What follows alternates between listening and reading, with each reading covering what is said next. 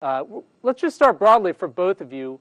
You had written a book prior to this on the former Illinois governor, Otto Kerner. What led both of you to decide to do a book on John Paul Stevens? Bill and I spent time in the Illinois legislature.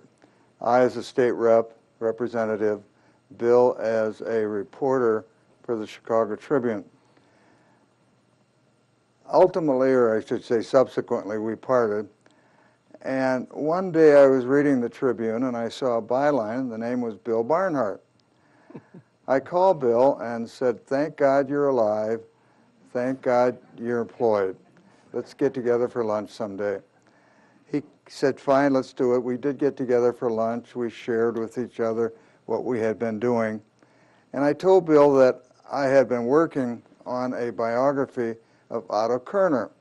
You may recall that Otto Kerner, in addition to being governor of Illinois, had been appointed by Lyndon Johnson as chairman of the Kerner Commission, studying riots in America's cities. He also had been appointed to the Seventh Circuit Court of Appeals, where John Paul Stevens also served. But Kerner then went to jail for alleged misconduct while he was governor. And I told Bill that because of my law practice, I wasn't able to keep up with it. And he said, "Well, I've got some time. How about if I join you?" Which he did. And Bill said, "It'll only take about a year, won't it?" Well, 10 years later, the publisher presented the book. And a couple of weeks after that, Bill and his wife, Kate, and I had dinner at our house in Indiana. And as they were leaving, someone said, "What are you going to write? Who are you going to write about next?" And without thinking, I said, "How about John Paul Stevens? He's a resident, or was a resident of Illinois, and he's known for his dissents." Bill said, "Well, that's not a bad idea, but why don't you write the justice and see what he has to say?" Which I did. And here's the response that I got from John Paul Stevens, dated July 12, 2002, 8 years ago. "The advice that you are considering a biography of me comes as a surprise. To the best of my knowledge, no one else is working on such a venture. You do not need my comment, but you may want to give consideration to the fact that Ken Minister's well-written, quote, Illinois justice, end of quote, describes an important episode of my career, and it has not exactly been a bestseller." Bill and I ignored that comment, and we decided to go ahead with it. And 8 years later, here we are.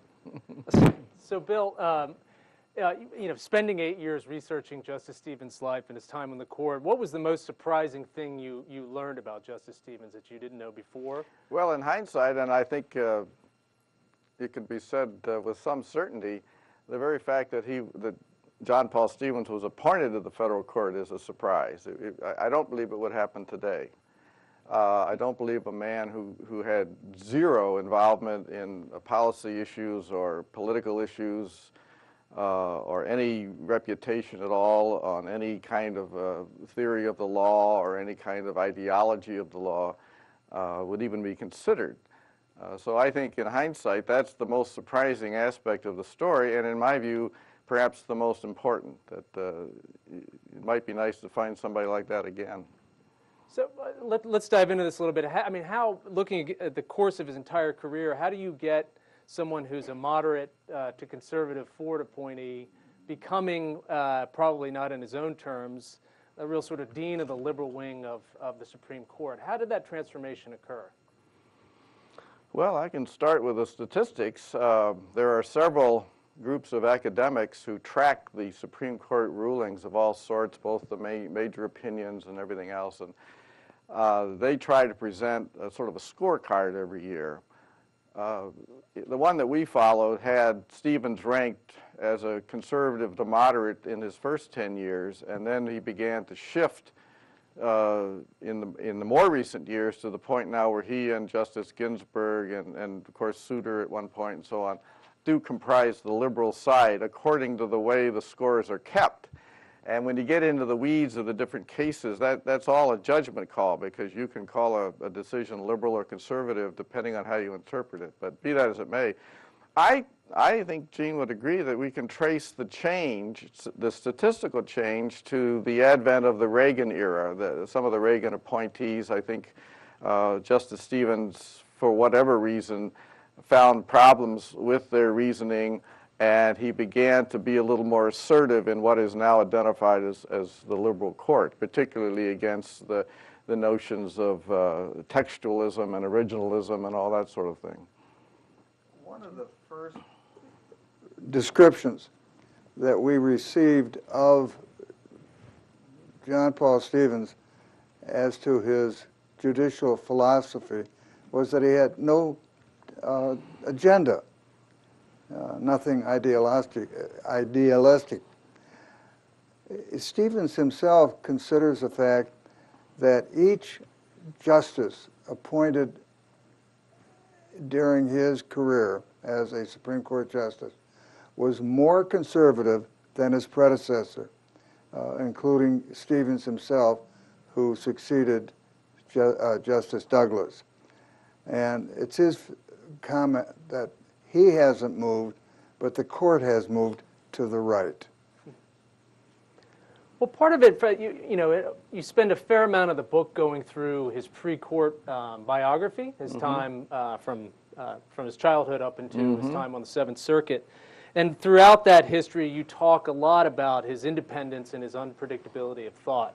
And one of the things that's striking is how prevalent Chicago is in the shaping of his opinions about his professional life and his judicial philosophy in some ways. And I was struck by his attending. He attended when he was younger John Dewey's famous lab school at the University of Chicago, and that in many ways Stevens sort of embodies the philosophy and teachings of John Dewey. He probably wouldn't subscribe to that. Bill taught there. Bill I did, yeah. briefly, but beaten. Well, let's talk a little bit about this background in Chicago. How important was it in shaping his life, and the various aspects in terms of his education, but more specifically, what happened to his father and his father's business. Tell us a bit about each of those episodes and how that shaped his later years. Well, Gene, why don't you talk about the family business, which was quite prominent in Chicago in the 20s, and then I'll talk about the John Dewey influence.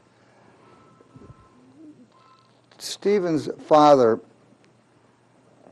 and his grandfather organized two hotels in Chicago. One was the LaSalle, and the other was the Stevens Hotel, which is now known as the Conrad Hilton. This was in the 20s, and in the Depression, Stevens got into financial trouble. The justice's father.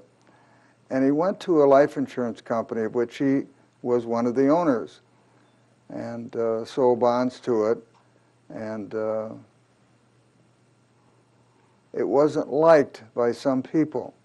He was investigated, the state's attorney, without warrant, went to his home, caused terrible violence that affected the children, including John Paul Stevens. Ultimately, Stevens' father was convicted. His